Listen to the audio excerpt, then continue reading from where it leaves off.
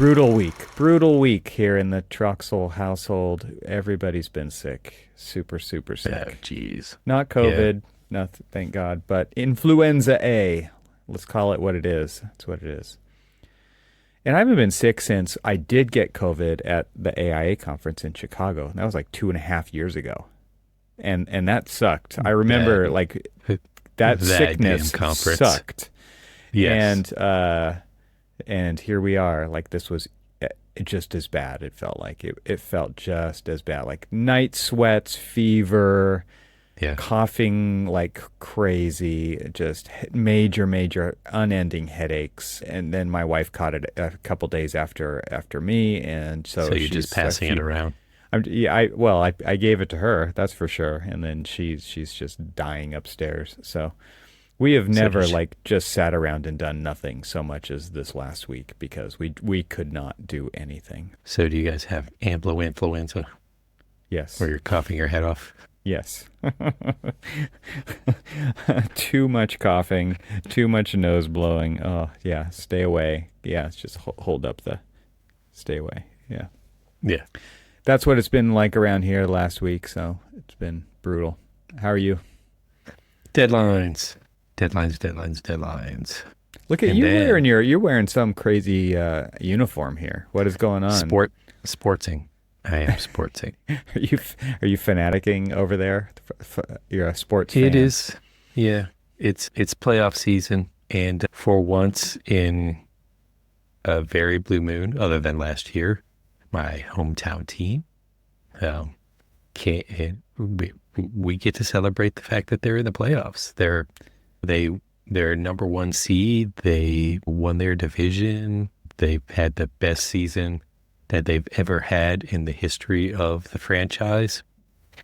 And what is interesting about it? So yes, I'm sporting right now with my Lions gear and all of this other stuff. I have But so many questions for the architects in the room.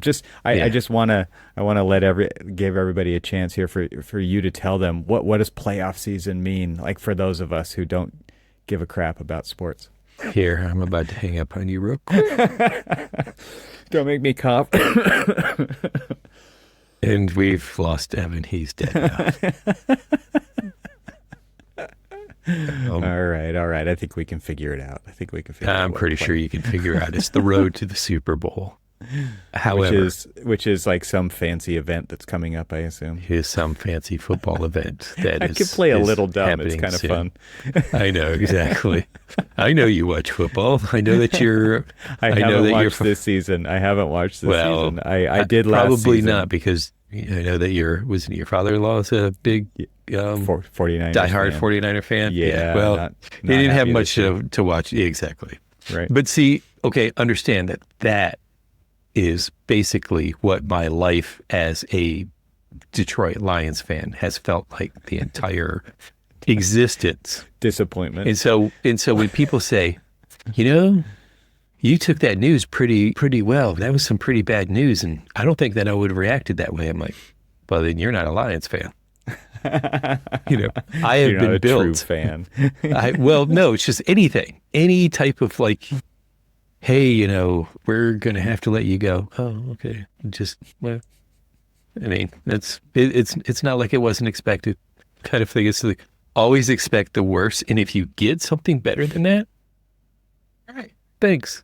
Nice. You have to understand that the feeling that I have right now about this weird feeling of euphoria that I have for the Lions right now this season is something that is so unfamiliar to me that I don't really know how to react. Like even when I'm watching, and I'm sorry for everybody who's listening, it's like, oh no, not another Lions fan. On a great season and stuff, blah blah blah. Look, we've earned this. Like it has been a while. It is. You get It is you get your shot never in the limelight here. It is never. I've been to one playoff game for the Lions, and this was back in the 90s, and it happened to be against Tampa Bay. And so I happened to be at, well, for those of you who know that I have the dual allegiance between my place of birth, Detroit, and Tampa Bay, because that's where I was raised. And so I have this dual allegiance of teams and stuff. And so, anyway, so whatever. But here, let me try to like pull this into maybe not architecture per se, but kind of like this. There is this feeling in the city that, again, it's one of these things that nobody's ever felt before. Nobody's ever felt the kind of optimism. And it does sort of reflect what is going on in Detroit right now. This kind of like rebirth of the Lions coming from basically just abject failure all the time. It's just like, how do you think the Lions are going to do? Well, they're going to suck. We're going to start off with hope, but then it's going to go away. Like game 2, 3, 4, it's going to gone. And, it was just the pact that we've made with ourselves, right? But the effect that it's had on the city, and not just the city of Detroit itself, but the greater metro area and stuff like that, it's really amazing to see the team itself somewhat embodied like this, gritty nature of like, we're just going to pick ourselves up and we're going to do our best, and we're going to keep doing it till it like becomes something better. And then like the city of Detroit, you drive around and you look at like, I remember when we first started coming back here way decades before we even decided to move here. And you would drive through, and you didn't drive through Detroit at night. You drove through during the daytime at best, and you would see like vacant buildings, vacant shops, and things like that. Things boarded up, things dilapidated. I'm sure if you've probably seen any design magazine, you'll see that the Michigan Central Station was completely restored, renovated, restored, historic preservation. It was, this fantastic, basically rebirth of a building that you looked at and you would say, yeah, there's no way in the world that this building should survive, because it's just been abandoned for so long. And if you go, everybody who was like captivated by ruin porn, most of the time that ruin porn was in Detroit somewhere. Right. And Michigan Central Station was, front and center in a lot of those. And now there's been such a huge investment in the city that old buildings that you thought, man, there's no way that they can bring them back. I'm driving past, I drop my son off at Wayne State University every so often, and to drive down Woodward Avenue, which is kind of like the main thoroughfare bringing you into the city, there's these buildings that you look, and they've got construction fencing around them. And the conventional thought is, oh yeah, they're going to just demo that. No, they're restoring that. You look at that building, you're like, there's no way that building can survive. Yeah, that building will come back. And that's actually, and so the Lions themselves are sort of like, they've embodied that kind of like, rebirth.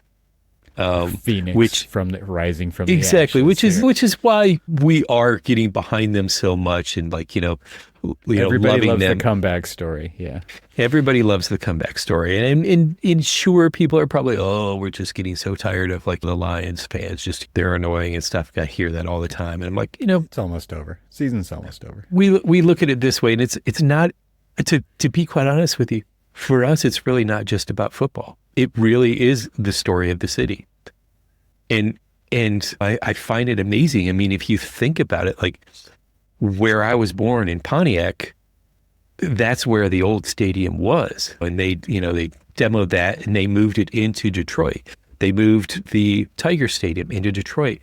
They moved like all of these different sports teams were in Metro Detroit area, but not necessarily in Detroit. I mean, the Tigers were in Detroit, and although the stadium, and I know that this is going to be sacrilegious to say, sort of looked like a barn,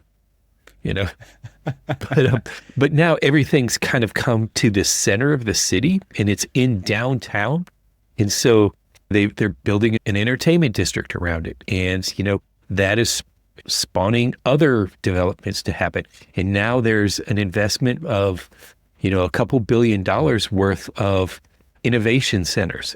University of Michigan, Michigan State, Wayne State University, the three R1 institutions in the state of Michigan all are investing in downtown Detroit to have downtown campuses and downtown innovation districts and stuff like that. And it is kind of amazing to see. And so you see all of these like people who talk about this kind of like otherworldly thing that the Lions are. It's all about kind of like this, there's going to be some groans on this one, but they say restore the roar. We're restoring the roar, not just of the Lions, but of the city. And so do you it is think that really that only could happen because it got so bad? Like, is it because it went to total ruin that it could be rebuilt with innovation centers and all of this investment? You know, because like, well, if it doesn't get to that point, like the stuff is not bad enough to replace, and you just keep using it, right? And it's really interesting to see like that transformation happen, but that transformation seems like it only could have happened if it got so bad that it had to be rebuilt, replaced, restored, whatever. Yeah. If you know the city, then you know that there was a lot of dilapidated buildings that they were just caving in on themselves. Mm-hmm. And ultimately the city started to demolish them. And so then you'd have vacant lot after vacant lot after vacant lot. And so, you know, just those vacant lots started to create other opportunities. And those opportunities are starting, it's like, so basically they've got, I don't really want to call it a blank slate per se, but it's kind of there is somewhat of a blank slate in some of these where you've got such a patchwork of what was there has given way to what can be there. Yeah. And now everybody's embraced okay, what's next? You know? And so I totally agree with you that I definitely think that, as you said, if it didn't get so bad, we couldn't be where we are now. That's also somewhat a badge of shame as much as it is kind of this, ooh, look at us, we're, you know, coming up from the ashes kind of thing. Have to go through that. Right. Exactly. But it happened. Right. However, it could also be this template for other cities who've somewhat suffered that as well, so that they can say, okay, what is Detroit doing right that, you know, we could learn from? Right. I mean, they're even looking at things like the Renaissance Center, which was a John Portman building in downtown, where they're looking to kind of like redevelop that a little bit, potentially even remove some of the towers that are there. This is all speculation. I mean, it just came out as I can't remember which architecture firm did this proposal, and it seemed to gain some traction, and some people were like, no, don't touch the Renaissance Center. And I look at the Renaissance Center all the time, and again, a little bit more sacrilegious here, but as a dog, I mean, architecturally, it's like, I love the actual main tower. Like it feels like Silo, the movie or the TV show. You know, it sort of feels like that when you go inside there. I think a lot of John Portman does, right? Yeah, exactly. Yes. Yeah. Every time I see that show, I'm like, they're totally got some strong John Portman energy here. I heard rumor that the set of, and I could be talking out of, you know, my backside here, but I heard rumor that they had used the Renaissance Center main tower as inspiration for the silo. Which, I mean, if it's true or not, I'm going to live by it for a little while. You know, why not? You heard it here first. I heard, yeah, exactly. And even if you guys find that it's absolutely bunk and false, don't send anything to me. I want to live. I'm a Lions fan. I'm a Lions fan. I want to live in a fantasy land. But, you know, they're talking about removing a couple of the towers and redeveloping that whole area and creating a real waterfront. I mean, the one thing that I find really, now, if you look at all of the historic photographs of Detroit built all the way to the edge of the river. So there's the Detroit River, there's Windsor, Ontario's right across the way, you know, basically closer than you can imagine of how close Windsor is to us. And so it was so developed literally all the way to the water's edge that there was no real like downtown parks and things like that. So now they've been developing it where they're creating some, you know, downtown parks. They're starting to try to like redevelop some of the areas that were these vacant lots that are becoming more green.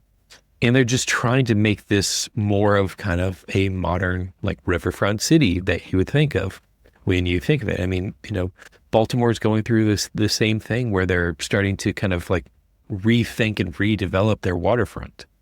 And so Detroit's doing the same thing. And I got to applaud them because like growing up in the city of St. Petersburg, we had this beautiful, like the city of St. Petersburg reminds me a lot of what I've seen. And I'm going to say what I've seen pictures wise of like, say the waterfront of San Diego, where it's just, yeah. Say the same thing. Where there's just a lot of like urban parks and things like that, but there's a lot of green along the water's edge. And you just sort of wish that some of these other cities, like these Rust Belt cities, would do something similar to that when they're doing their development. Instead of like building all the way to the water's edge, let's make it an amenity rather than something that just says, oh, we got to build right up to it. Like, industrial. Do you? Right. Yeah. Do you? But I mean, it was interesting is like looking at some historic photographs. In fact, I actually just bought one because it had a picture of the Boblo Island. I think they're like riverboats kind of thing. But basically, Boblo Island was a amusement park. And basically, if anybody who grew up in kind of like the 70s, possibly even 80s, I'm not sure when it closed down, but I know that when we left in 75, that was the very first amusement park I ever went to because that's just what you do when you're here. We didn't have like Six Flags or Disney or things like that. But you saw that photograph that I bought showed development literally right to the water's edge. Yeah. And there was like no room for anything. It was just a complete just urbanization to the edge. And then of course, made it nasty. Yeah, right. And now people are kayaking. There was no in the space river. for people there. Yeah. Right. It was just right to the water. Exactly. And now people are kayaking in the river, which is, if you think about it, pretty unheard of when almost all of that like industry was like dumping into the river and everything else. So, again, progress. Gotta give them signs of progress. This episode is made possible with support from TimberTech. The conversation around outdoor spaces is being redefined. TimberTech, everything wood should be, is at the forefront of a technical renaissance in synthetic decking, transforming how architects approach design. TimberTech's advanced materials merge innovative engineering with striking aesthetics. Proprietary polymer capping and precision color blending mimic the natural beauty of hardwood, authentic wood grain patterns, rich tonal depth, and elegant matte finishes. But unlike wood, TimberTech is built to endure, resisting moisture, fading, and even resist wildfires, with warranties that set a new industry standard. Sustainability drives this renaissance. TimberTech boards are composed of up to 85% recycled materials. For every 15 by 15 TimberTech deck, up to 40 full trash bags of recycled PVC are kept out of landfills. A closed-loop manufacturing process ensures these materials support both your designs and the environment. Flexible design options empower your vision. From multi-width boards to heat-bending capabilities, TimberTech pushes the boundaries of what outdoor spaces can achieve, seamlessly blending with the indoor aesthetic. Explore the advancements behind this shift. Visit timbertech.com/architects with an S to access samples and reimagine your next project. TimberTech, everything wood should be. Go check out timbertech.com/architects and check out everything they have to offer, and let them know that you heard about them on the ArchiSpeak podcast. Our thanks to TimberTech for supporting this episode. Now let's get back to the conversation. Well, I want to make an announcement here about our new little website that we threw together. Oh, yes. And the reason I did this was because we actually have been getting some questions. We've been answering a few here on the show, but just recently, some new ones have been coming in on our feedback page on our website. But we made it even easier, and so I want to throw it up on the screen here now. There's a QR code that you can use your camera on to go to askarchispeak.com. We bought a domain so that we could handle just questions for the show. And that's a great place to ask. So if you have questions, it's better to go there than it is to go to social media. And again, that is askarchispeak.com, or you can use the QR code that's on the screen if you're watching this on YouTube. If you're listening, just head over to askarchispeak.com and ask your question anytime you want, 24 hours a day. They go into the queue. Cormac. Just real quick, though, just for everybody, just kind of like round out that thing is, you can ask the questions 24/7, and Evan is patiently waiting and will be there, standing by. He'll be operators are standing by. Exactly. Gets a ping. Here's that. A question. Right. Actually, a light goes off in the bedroom if it's in the middle of the night. If it's during the day, a siren actually goes off. Yeah, and exactly. I'm on it. It's like the bat phone. It's like the bat signal. Yeah. So I have a question for you, Cormac, and this did not come in via the QR code or via askarchispeak.com. This came from my own question-generating mind.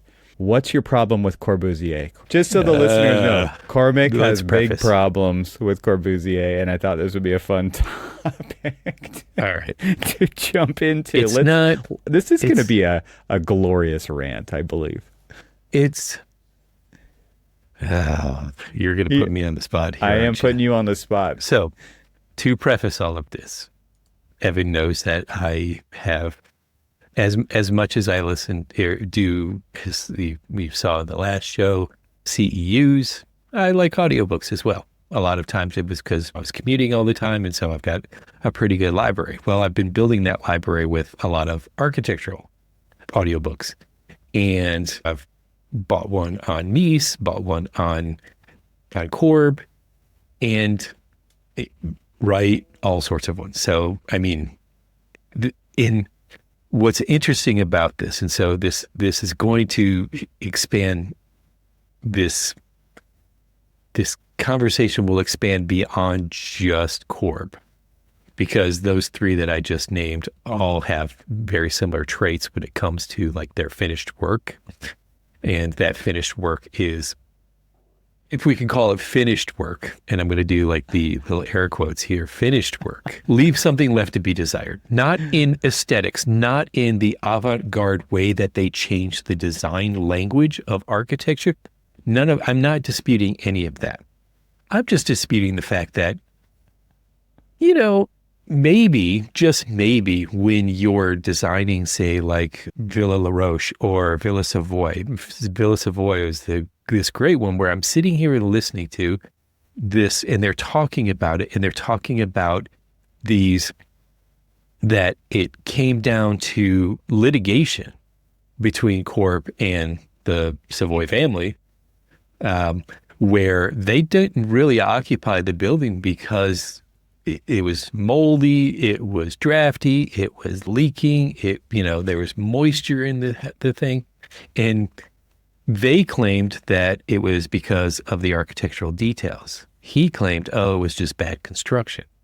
Fast forward to things like, Mies, similar things with the Farnsworth house. I went through the tour when I was in bed, and you've heard very similar stories about like basically all of these things. Now, here are people. Now, let me back myself out of a corner for a second. I want you to back up even farther and just say, like, what is the name of this book that you're reading? And if you could just give a kind of an idea of what the narrative, the position is. Is it like touting Corb as God's gift to architecture? Is it a historical account of certain projects? Like, just if you could give some ideas about what the material is. The main source. The title is Modern Man by Anthony Flint, and essentially it's basically just more or less a biography of Corb, and it goes through.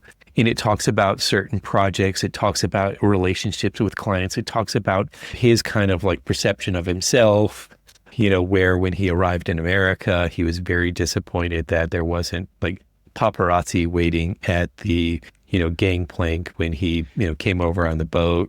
And the publicist that they brought him over had to pay a photographer. You're going to love this. Had to pay a photographer that he saw taking like pictures of someone else. he walked over them and said, "Hey, can you take pictures of this guy?" And the photographer was just like, "I just ran out of film. I can't help you." He's like, "Just pretend. Just stroke his ego and pretend that you're here to take photographs of him." Wow. And so Corp kept looking in the papers to look for this article with this. He was doing these nice little historic architecture poses, hand on hip, chest out kind of thing. And he was just like, "Well, when is my article coming out? I'd love to see these photographs." And the guy just kept kind of stringing him along until basically like there was no more conversation about it. But that's a different story altogether. But what was interesting in this, I seem to find as a constant kind of like thread between a lot of these different early avant-garde architects. Current just happens to be the current one, is because they believed that architecture school and architectural education wasn't for them because it was rooted in classical architecture and things like that. And they were a visionary. They were an artist. This was the same thing with Wright, that they didn't have to go through that. And the one thing that suffered from that wasn't the adventurous spirit of design and this avant-garde nature of like turning the like what we would conventionally see up on its head and creating a completely new language of architecture. But what their lack of education created was this lack of understanding of how buildings go together, how to actually keep the water out, how to actually keep walls from molding, how to actually keep it habitable. One of the things that we were actually like what we today get paid for to do is health, safety, and welfare of it. And health is one of those. And when you're creating buildings, and almost every one of his buildings have suffered this same problem, it's this level of arrogance that, don't worry, who cares if it rains, but look at the architecture. And can you say, is it really architecture if it just looks pretty, but doesn't actually do its job of like providing shelter?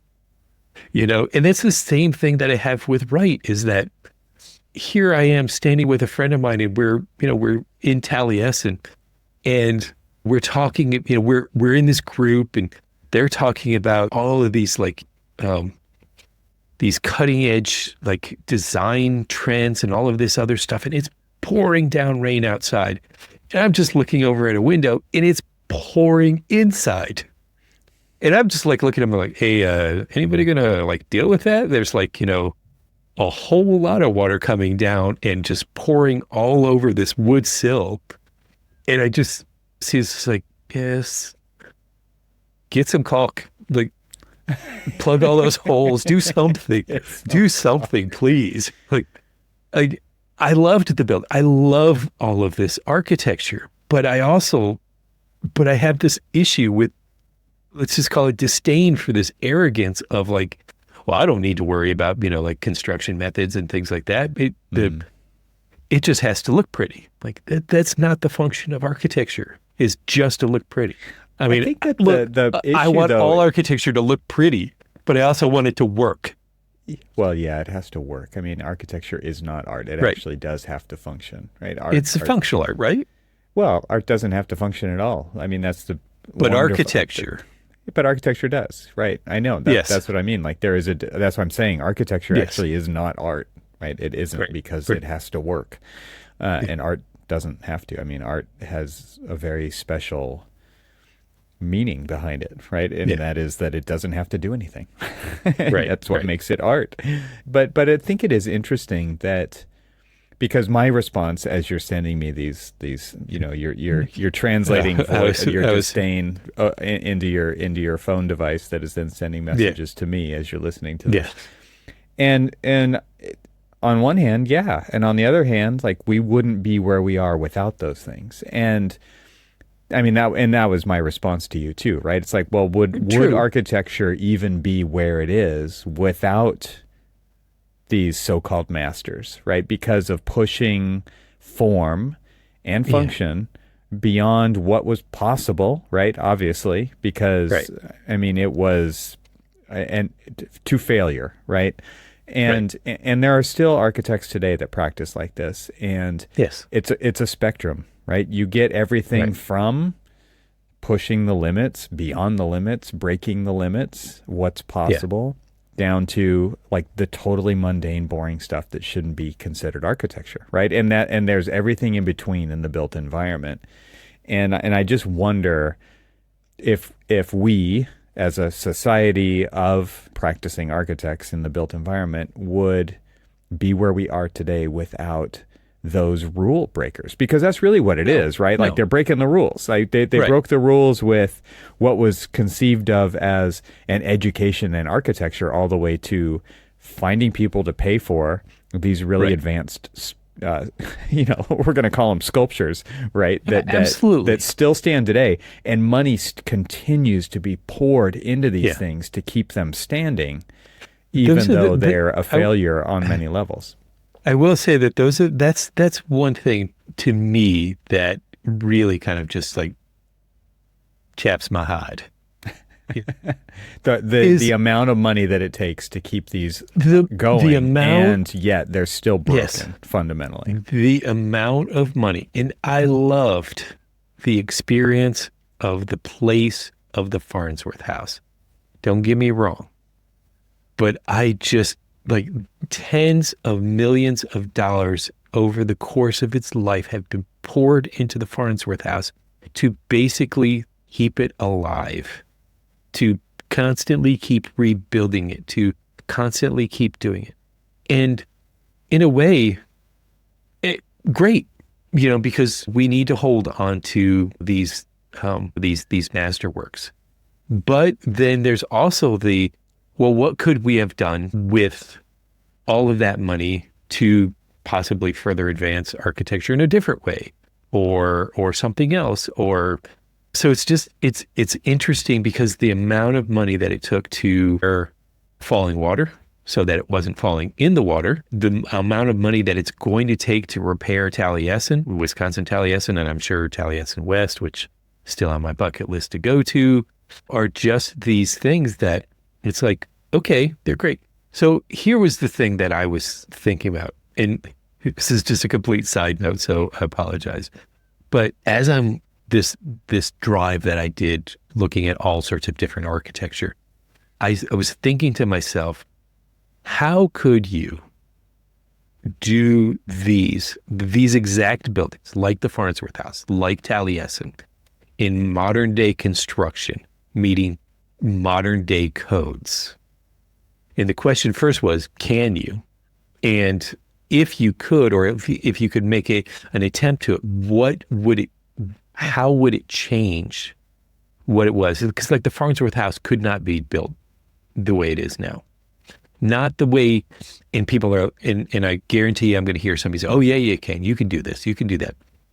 Look at the details. Look how thin they are. Look how delicate they are. Look how, like, there's a simple, thin transition between, like, say, the window and the floor, the window and the columns and things. It's so minute because of a very intentional design decision. Can you still do that in today's codes where you need either like continuous installation or thermal breaks or things like that? That there's absolutely nothing about that holds up to today's codes. And, But they didn't have to back then, right? But they yeah, didn't have but to like back then. so yeah, you've already answered your question. The answer is no. Oh, I know.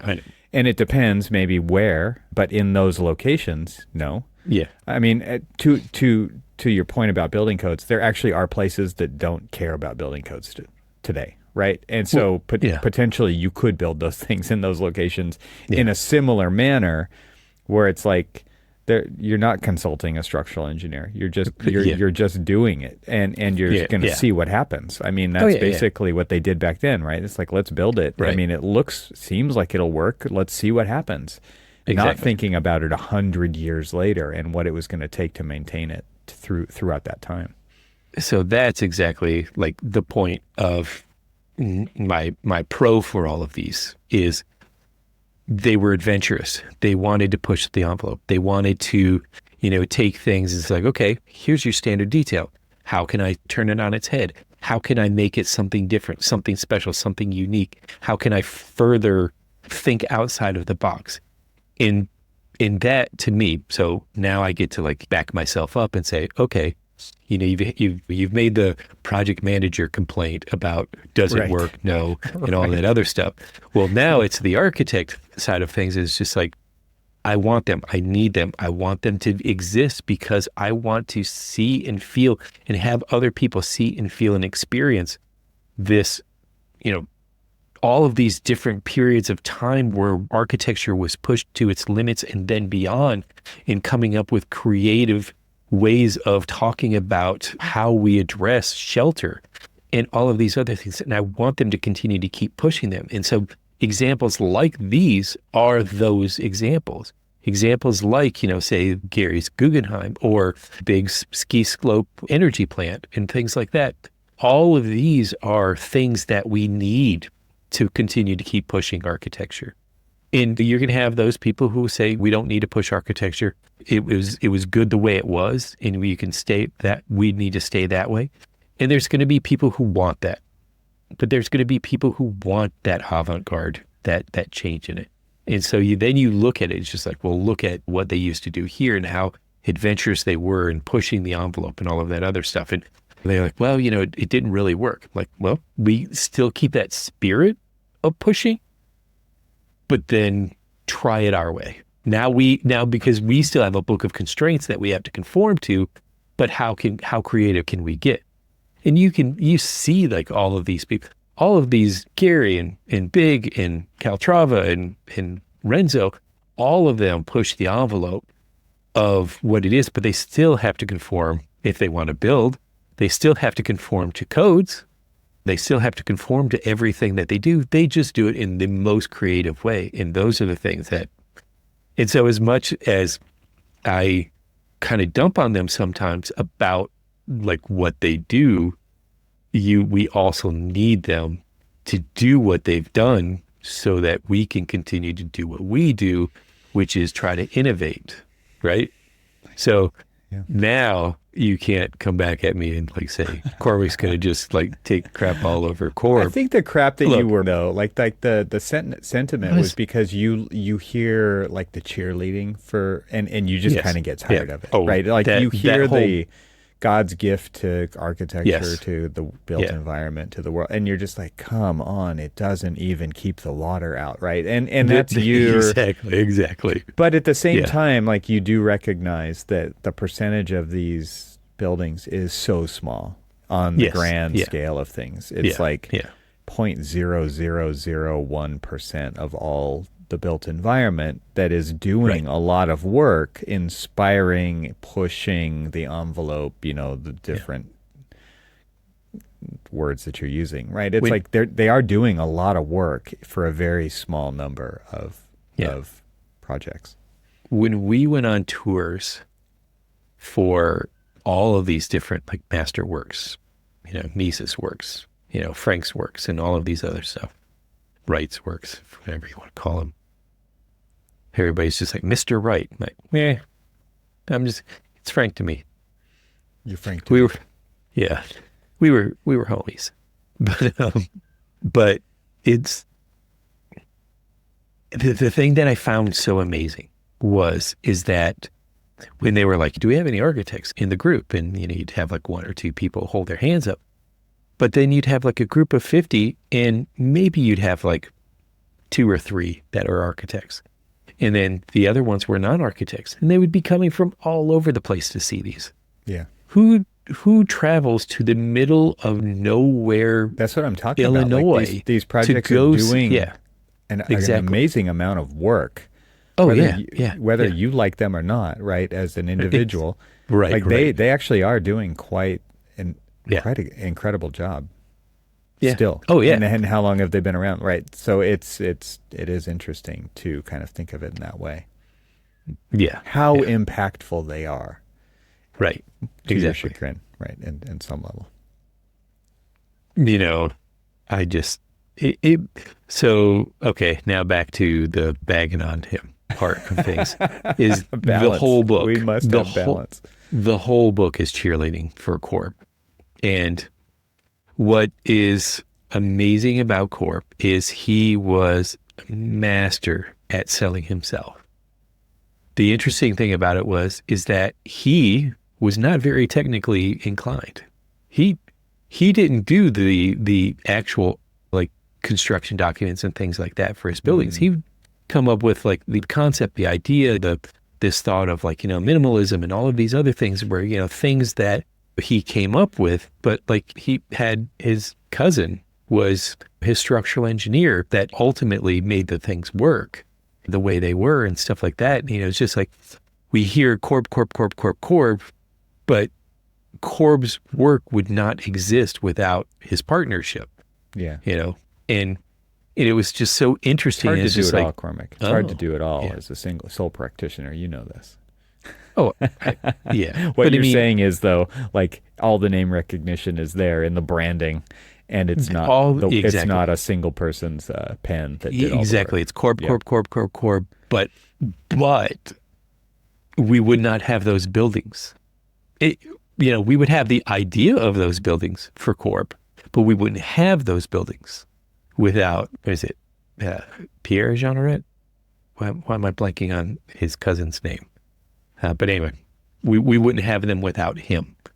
And so it would be it's like forgettable. The other person's name is totally sadly it is become forgettable. Sadly, that is the reason why, is because like we're saying Corb all the time, but we're not saying the guy who actually made all of his stuff work. It's just kind of a shame. It's just a lot of times, sometimes in my career, I felt like I've referred to myself a few times as king builder, never a king. Whereas like I'll do all the work and somebody else gets all the glory kind of thing. And we've all felt that on occasion, just like, hey, we won this big award and all of this other stuff. And they're just like, hey, Evan, pat yourself on the back. You did such a great job. And everybody else behind Evan is just like, wait, what do you mean pat Evan on the back? Well, there's a whole lot of patting that needs to go on. And, it's just, or if you think about it, when we do like groundbreakings or like ribbon cuttings and stuff like that, and everybody, the back patters that I think you and I have talked about before, that were on client side and all of this other stuff, but the actual building itself, the design of the building and all of that was the architects sitting off on the side, just never mentioned. Clapping. It's like, yeah, well done, kind of thing. And we're never they call mentioned, it, the ceremony of the uninvolved. Yeah, that's right. That I remember. That's what you said that numerous times. I just forgot. But yep. But yeah, so I mean, it is a good read, a good listen.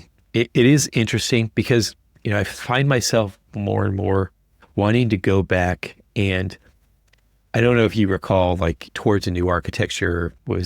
Wasn't that Corb's book, or was that Rasmussen's book? Anyway, but I mean, like all of these different books that we were assigned in college that we read, and I'm going to use air quotes here, that we read. Yes, I definitely read those. Yeah. I'm going back and I'm like, I want to reread this. Kevin Lynch's Image of the City, things like that. But I want to go back and reread them. I will say that there is a tough audiobook, and that's great. I just blanked on it, and that's sad that I just Christopher Alexander's books. This one is like the pattern thinking, the pattern language, and I've got both pattern language and the timeless way of building on audio, and they are kind of they're sort of a hard read or a hard listen. I said pattern thinking, but I'm looking over here and actually found pattern thinking on my bookshelf because you were referring to pattern language, right? But right, yeah. Buckminster Fuller, another hard read. Yeah, like his books are about as technical as the work he does. Right. Yep. Yeah. There is one that I'm probably never going to read, and that's anything about Johnson, because I have a moral dilemma with him. Yeah. He they're like, ooh, the Glass House. The Glass House is a copy of the Farnsworth. But, maybe you don't know enough, Cormac. Maybe I should read about it. but one was done by somebody fleeing Nazi Germany, and one was done by somebody who liked Nazi Germany. Well, this was a good question that nobody asked. So Exactly. I asked it. And nobody wanted to know the answer. But we do have a couple of questions in the queue, and we will be addressing those on upcoming episodes. So listeners who've sent in questions know that we have received them, and we will be tackling those in upcoming episodes. Yeah. But remember the website, askarchispeak.com. All it is a place for you to ask questions. It's nothing else. If you want the podcast, go to archispeakpodcast.com. You can check out all the episodes, all the show notes for all those episodes over there. But a whole new website, askarchispeak.com, and you can give us something to talk about here on the show. Yeah. And I will say that, yes, I have the audiobooks, but I do have books. And this is something that you and I are going to talk about. The 250 things that architects should know. All right. That'll be a future episode. Homework. Yeah, I'm gonna give you it's an interesting book too, because it's prompts. It is not an actual like you should know this, and this is why you should know it. It's literally prompts. And if you don't know it, is what you're telling me. Yeah, and if you don't know it, then you're in trouble. Then that's one of the 250 things that you should know. Like number 47. I'm going to give you, I will leave you with this. Straight to number 47. Here we go. Straight to number 47. What the brick really wants. Oh, a little Louis Kahn reference. Nice. Exactly. Excellent. All right. So, that'll be fun. We'll talk about that a little bit more. All right. Sounds good. Go Lions. Right. Go Lions.